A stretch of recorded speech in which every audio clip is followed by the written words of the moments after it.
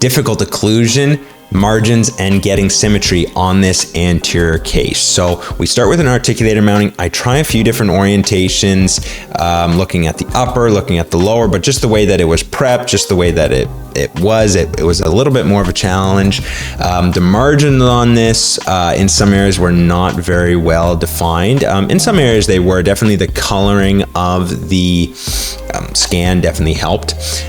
This lateral was probably the biggest challenge. As you can see, there's sort of some bulk on the lingual, and just sort of the overall shape of it is going to give us some challenges later on when we're doing the contouring. So I make some adjustments to the virtual articulator.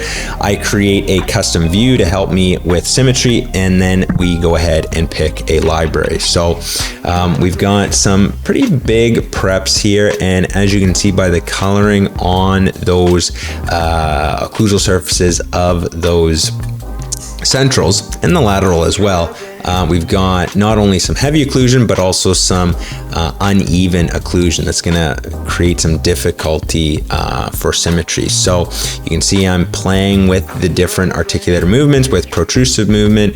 I go back into the articulator, I mess around with a couple things, I'm messing around with settings.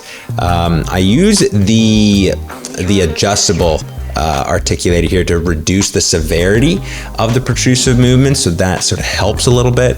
Once we adapt, we can see once we adapt the occlusion that it's quite heavy, and also the contours off the margin. So what I end up doing in this situation is end up moving the protrusive right just lingual of the incisal edge, and then basically just cut lingual of that to maintain that incisal edge, to try to see if we can maintain that in the patient's mouth, try to maintain that nice symmetry.